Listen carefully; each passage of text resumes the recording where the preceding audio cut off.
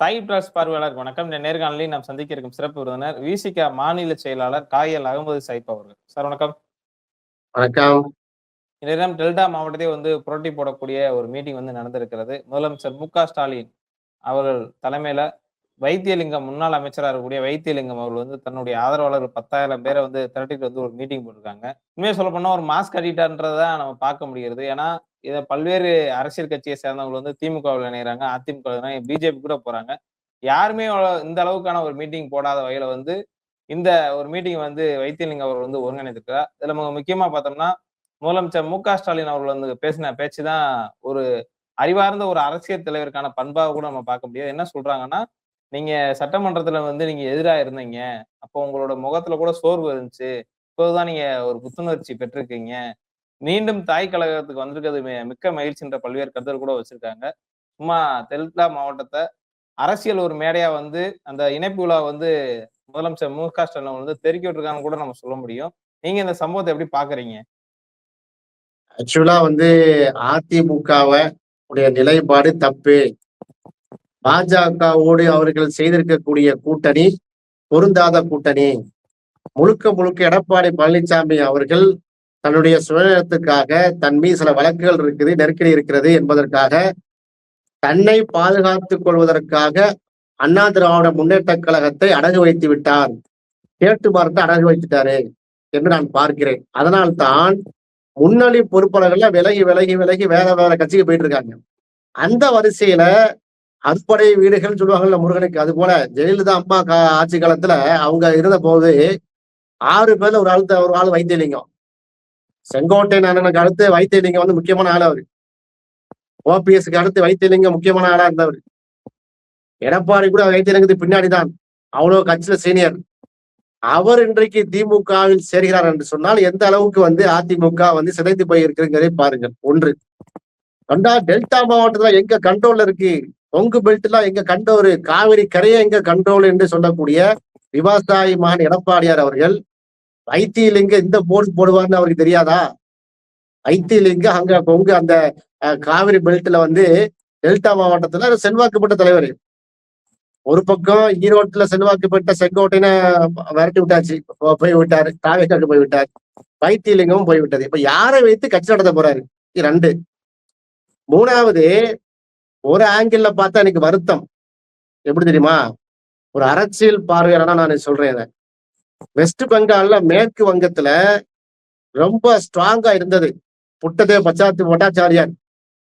பட்டாச்சாரியார் தலைமையில அங்க ரொம்ப ஸ்ட்ராங்கா இருந்தது எதுன்னா கம்யூனிஸ்ட். ஒரு வரலாற்று சிறப்பு மிக்க ஒரு ஆட்சியெல்லாம் கொடுத்தாரு. கம்யூனிஸ்ட் கோட்டையா இருந்தது வெஸ்ட் பெங்கால்ல மேற்கு வங்கத்துல. திரிணாமுல் காங்கிரஸ்ல இருந்து பிரிந்து வந்த திரிணாமுல் காங்கிரஸ் உருவாக்கிய மம்தா பானர்ஜி அவர்கள் இன்றைக்கு பாஜகவுக்கு எதிர்த்து சிம்ம சுப்பனமா இருக்காது ஒரே விஷயம். ஆனா அவர் ஒரு பிழையை செய்தார். அந்த காங்கிரஸ் கோட்டை இல்லை, இது திரிணாமுல் காங்கிரஸ் உடைய கோட்டை தான், என் பின்னாடிதான் இருக்குது, என் பின்னாடிதான் மக்கள் சக்தி இருக்கிறது காட்டுவதற்காக எதிர்கட்சியாக மாறிவிட்ட கம்யூனிஸ்ட் கட்சியை உடைத்தார். கம்யூனிஸ்ட் கட்சியை பலவீனப்படுத்தினார். சன்னமா கம்யூனிஸ்ட் கட்சி உடைக்கப்பட்டது. அதுக்கு பாஜகவும் துணை நின்றது. அதான் கசப்பான உண்மை. பிஜேபி ஒரு பக்கம் கம்யூனிஸ்ட உடைச்சிச்சு, திரிணாமுல் காங்கிரஸ் ஒரு பக்கம் கம்யூனிஸ்ட உடைக்கிறாங்க. கம்யூனிஸ்ட் கட்சி அங்க கடந்துடாமல் அழிக்கப்பட்டது. இப்போ எதிர்கட்சிங்கிற ஸ்தானத்துல இருந்த கம்யூனிஸ்ட் அழிக்கப்பட்ட பிறகு அந்த இடத்துல யார் வந்திருக்கிறா? பிஜேபி வந்திருக்கு. ஒரு மாநில அரசியலை பாஜக இப்படிதான் காவு கொள்ளும். இதை நம்ம அச்சப்படுகிறோம். வைத்தியலிங்க ஆட்கள் வேற கட்சிக்கு வெளியே வர்றது ஒரு பக்கம் அவங்க முடிவாக இருந்தாலும் அதிமுக அழியக்கூடாது என்பதை நாங்கள் கண்ணுங்கருத்தமாக இருக்கிறோம். விடுதலை சிறுத்தை கட்சி நிலைப்பாடு அதுதான். எங்க தலைவர் எழுச்சித்தமுடைய நிலைப்பாடு அதுதான். ஏன் திமுகவுக்கு மாற்ற அதிமுக தான் இருக்க வேண்டும். அது சரியோ தவறோ, எதிர்கட்சியோ ஆளுங்கட்சியோ 2 கட்சிகளுமே திராவிட பாரம்பரியத்தில் வந்த கட்சிகள். நீங்க அதிமுக பலகீனப்படும் என்று சொன்னால், அதிமுக அழித்து விட்டால் அந்த இடத்தை நிரப்புவதற்கு யாரு முயற்சிப்பார் என்று சொன்னால் பாஜக முயற்சி செய்யும். அதைத்தான் மோடி, அமித்ஷா செய்து கொண்டிருக்கிறார்கள். இதே எடப்பாடி பழனிசாமி அவர்களுக்கு பல முறை கிளிப்பிள்ளைக்கு சொன்ன மாதிரி சொல்லியாச்சு. அவர் கேட்பதாக இல்லை. அவருடைய தோழர்கள் எல்லாம் அவருக்கு நிகரான தலைவர்கள் எல்லாம் வெட்டி வெட்டி வெட்டி விட்டாச்சு. இன்றைக்கு பாத்தீங்கன்னா அவரை அரசியலுக்கு அறிமுகப்படுத்தி அவரு காலில் விழுந்து கெஞ்சி வந்த சின்னம்மான்னு சொல்லக்கூடிய சசிகலா அம்மையார் கட்சியில நீக்கிட்டாரு. ஓபிஎஸ் காணோம், செங்கோட்டையனை காணோம், டிடி வித்தியாசன பிரிச்சு விட்டாரு. இப்ப கூட்டணியில சேர்ந்துக்க சொல்றாரு. எந்த அளவுக்கு உண்மையா வேலை செய்ய போறாங்கன்னு தெரியல. இப்ப வைத்தியலிங்கம் வந்தாச்சு. இதான் நிலைமை. ஆக நீங்க சொன்னது போல 3 உரைகள், அங்க வைத்தியலிங்கமுடைய உரையும் முக்கியமானது, முதலமைச்சர் ஸ்டாலினுடைய உரையும் முக்கியமானது. அதுக்கு தலைவர் எழுச்சி தமிழர் அவரு ஒரு எதிர்வினையாற்றிருக்காரு, அதுவும் முக்கியமானது. 3 உரைகளுமே முக்கியமான ஒரு விஷயத்தை நேற்று சொல்லியது. இல்ல என்னென்ன விஷயங்கள்லாம் அதுல பட்டியலிட விரும்புறீங்க? உதாரணமா மோடி அவர்கள், பிரதமர் மோடி அவர்கள் இந்த தமிழ்நாட்டுக்கு வந்த உடனேவே, மதுராந்தகம் வந்தார்ல, வந்த உடனேவே சூரியன் மறைந்து விட்டதாம், மழை பொழிகிறதாம், இப்படி சொல்லியிருக்கிறாங்க. அதுக்கு என்ன கமெண்ட் பண்ணாரு யாரு, முதலமைச்சர். எப்பா, மோடி வந்த பிறகு சூரியன் மறைந்து விட்டதா? நீ காலிலேயே விழுந்துட்டு இருக்க எடப்பாடி பழனிசாமியே. எடப்பாடி பழனிசாமி அவர்களே, கொஞ்சம் நிமிர்ந்து பாருங்கள். நீங்க சசிகலா காலில் விழுந்தீங்க, மோடி காலில் விழுந்தீங்க, இப்ப எல்லாம் காலிலேயே விழுந்து கும்பிட்டு இருக்கிறீங்க. அண்ணாந்து பாருங்க, சூரியன் தெரியும், சூரியனுடைய பவரும் தெரியும் என்று எதிர்வினையாற்றி இருக்கிறார். அதிலும் குறிப்பா இந்த பாருங்க எந்த அளவுக்கு முட்டாளா இருக்காங்க. மோடி வந்தா மழை பெய்யுதான் அப்படின்னு சொல்றாங்க. முதலமைச்சர் பேசிக் கொண்டிருக்கும் போதே மழை பெய்தது, இப்பதான் மழை பெய்யுது, என்ன செய்யறது? இப்படிப்பட்ட முட்டாள்தனமான கருத்தையெல்லாம் சொல்லுவீங்களா அப்படின்னு சொல்லிட்டு 2024 அவங்க என்ன செய்வோம், செம அடி அடிப்போம் அப்படிங்கிற மாதிரி சூழ்நிலைத்தார். இது ஒன்று. 2 வைத்தியலிங்கம் அவர்கள் ஒரு விஷயம் சொன்னார் பாருங்க, அதான் ரொம்ப பியூட்டிஃபுல். திராவிட மாடல் ஆட்சி, திராவிடத்தை காக்கக்கூடிய தளபதியாக, தலைவராக இருக்கிறார் யாரு, முதலமைச்சரு. நான் வேற வேற அணியில இருந்தேன், அதிமுக இருந்தேன். ஆனா உண்மையிலேயே திராவிட கொள்கையை தூக்கி பிடிக்கக்கூடிய, பாதுகாக்கக்கூடிய தலைவராக ஸ்டாலின் தான் இருக்கிறார் என்று உணர்ந்து கொண்டு வந்திருக்கிறேன் சொல்லி 10,000 பேரை கூப்பிட்டு நேர விட்டு என்ன செய்யறாரு, பெரிய அறிவிக்கப்படாத மாலை நடத்தி காட்டுறாரு. அப்ப வைத்தியலிங்கோடைய ஸ்டேட்மெண்ட்டும் இந்த அளவுக்கு இருக்கிறது. இங்க பாத்தீங்கன்னா எழுச்சி தமிழர் பார்த்துட்டு தெளிவா அடிக்கிறார், பாஜக காலி பண்ணிடுவோம் எங்க அரசியல்ல. 2026 உங்களுக்கு இங்க இடமே கிடையாது. தற்குறித்தனமா பேசிட்டு இருக்க கூடாது. அதிமுக சவாரி, குதிரை சவாரி செய்யறது எல்லாமே எல்லாமே போகஸ், அதை அழிக்கத்தான் வந்திருக்கிறாங்கன்னு தெளிவா ஸ்டேட்மெண்ட் கொடுக்குறாரு. ஆக நேத்துடைய இந்த 3 ஸ்டேட்மெண்ட்டும் மிக முக்கியமான அரசியல் புரிதலான ஒரு ஸ்டேட்மெண்ட் கருத்தெல்லாம் நான் பார்த்தேன். இந்த ஒரு வைத்தியலிங்கம் அவருடைய இணைப்பு என்பது 2026 தேர்தலில் டெல்டா மாவட்டத்தில் ஒரு தாக்கத்தை ஏற்படுத்துமா? நிச்சயமா ஏற்படுத்தும். ஏன்னா வைத்தியலிங்கம் அவர்களை பொறுத்தவரையில கேடர் பேஸ் மூவ்மெண்ட் மாதிரி களத்துல நின்றவர்.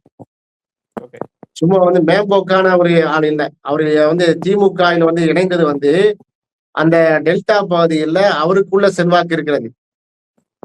கிட்டத்தட்ட ஒரு 30 தொகுதி வரைக்கும் அந்த டெல்டா மாவட்டத்துல வருது. சுத்தி வர 1-2 கூட குறைய இருக்கலாம் அவங்களேன்.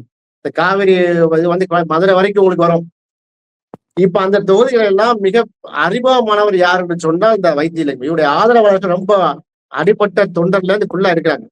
ஜெயலலிதா அம்மா ஆட்சி காலத்துல இந்த டெல்டா மாவட்டத்துக்கு ரூட் போட்டு கொடுத்ததுல இருந்து, அவங்களுக்கு பிரச்சார பயணங்கள்ல ஒத்துழைப்போடு இருந்ததுல இருந்து, அத்தனை கட்சி நிலவரங்கள் கொடியேற்றல இருந்து அத்தனை களப்பணியாற்றியவர் இந்த வைத்தியலிங்கம் அவர்கள். இப்ப அவரு திமுகவுக்கு போறது நிச்சயமா பிளஸா தானே இருக்கும். அதனால டெல்டா பகுதிகள்ல அங்க அதிமுக காலியாகிவிடும். நாங்க டெல்டால கோலச்சு சொல்றாங்கல்ல, இப்ப இறங்கி அடிப்பாரு வைத்தியலிங்கம்.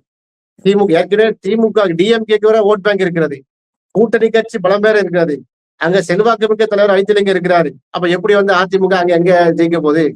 ஒரு காலம் வெற்றி பெறாது. வைத்தியலிங்கம் பிளஸ் தான் திமுக. இதுல முதலமைச்சர் மு.க. ஸ்டாலின் அவர் நேற்று பேசின உரையும் தற்போது பேசுபொருள் இருக்கிறதுக்கு 2026 தேர்தல் என்பது ஆரிய திராவிட போர் அப்படின்னு ஒரு கருத்தை வைக்கிறாரு. எப்படி பார்க்கலாம் இது? ஆக்சுவலா இன்னைக்கு ஒரு பார்த்திருப்பீங்களே, குடியரசு தின நாள்ல கூட எங்களின் வாழ்வும் வளமும் மங்காத தமிழன்று சங்கே முழங்குன்னு பாட்டை போட்டாங்க. புரட்சி கவிஞன் பாரதிதாசனுடைய பாடல் அல்லவா இது. இதை மொழிப்போர் தியாகிகளுக்காக போடப்பட்ட பாடல் கருதுகிறேன். பாட்டு பாடுவாங்க இல்லையா, போர் பரணி, அந்த போர் பரணியாக நான் இதை பார்க்கிறேன். 2026 ஆரிய திராவிட யுத்தத்துல நாங்கள் களத்துல நிற்கிறோம் என்பதை சொல்வதாக நான் இன்றைக்கு அந்த பாடலை ஒழிக்க செய்தார்கள் அல்லவா, அதை நான் பார்க்கிறேன். இது என்ன சமூக நீதிக்கான ஒரு பாடல், ஒரு புரட்சிக்கான ஒரு பாடல். மொழிப்போர் நாங்க வந்து இந்தி திணிப்பு ஒரு காலம் என்ன செய்ய மாட்டோம், ஏற்றுக்கொள்ள மாட்டோம் அப்படிங்கிற ஒரு பாடல் இது. ஏன் அதை இன்னைக்கு ஒழிக்க வைத்தார்கள்? இன்றைக்கு 77வது குடியரசு தினம். இன்றைக்கு ஆளுநர் ரவி வந்து என்ன செஞ்சுட்டு இருக்காரு? ஆரியன் ரவியா செயல்பட்டு இருக்காரு. அவர் குடியரசு தின உரையில வந்து என்னெல்லாம் சொல்லுவாங்கிறது முன்கூட்டியே நமக்கு தெரியும். அதனால இந்த பாட்டை என்ன செஞ்சாங்க? ஒழிக்க வைத்தார்கள். இது தேசிய கீதத்துக்கு எதிரான ஒரு நோக்கம் அல்ல. ஆர்.என். ரவியை பொறுத்தவரையில ஆரியன் ரவியா செயல்படுகிறார், RSS ரவியாக செயல்படுகிறார். அவர் வந்து அரசமைப்பு சட்டத்தை மதிக்கிறது இல்லை. தமிழ்நாட்டுடைய சட்டமன்ற மரபுகளை கூட அவர் மதிக்கிறது இல்லை. அவர் தமிழ் தாய் வாழ்த்து பாடினா அவருக்கு பிடிக்க மாட்டேங்குது, வெளியேறி போகிறார். முதல் தான் தமிழ் தாய் வாழ்த்து, அதுக்கு பிறகுதான் வந்து இறுதியில வந்து தேசிய கீதம் அப்படிதான் நடைமுறையில இருக்கிறது. ஜெயலலிதா அம்மா காலத்துல இதான் நடைமுறை இருந்துச்சு. எடப்பாடியார் காலத்துல இதான் நடைமுறை இருந்துச்சு. ஓபிஎஸ் காலத்துல இதான் இருந்தது. அப்ப ஸ்டாலின் காலத்தை மட்டும் மாத்தணும்னு விரும்புறாரு. அப்படி விரும்புறாருன்னா அவன் என்ன செய்யணும்? வந்து ஆளுநராக வந்து இருக்காம பதவியை விலகி விட்டு ராஜினாமா பண்ணி விட்டு பாஜக சேர்ந்து அந்த கருத்து சொல்ல வேண்டும். அது சொல்றதாக இல்லை. அப்ப அவர்களுக்கு எல்லாம் வந்து சிம்ம சப்பனமா இன்றைக்கு குடியரசு தின விழாவில இன்றைக்கு அழகான ஒரு பாட்டை போட்டிருக்காங்க. புரட்சி கவிஞர் பாரதிதாசனுடைய பாட்டு. எங்கள் வாழ்வும் வளமும் மங்காத தமிழன்று சங்கே முழங்கு. 2026 பாஜக கூட்டணிக்கு இங்க சங்கு ஊதப்பட்டு விட்டது என்பதை சொல்லியிருக்கிறார்கள். பார்க்கலாம் தேர்தல் முடிவை எப்படி வருது என்று. ஓகே சார், பல்வேறு கருத்துக்களை வந்து வழங்கியிருக்கீங்க. மிக்க நன்றி. நன்றி.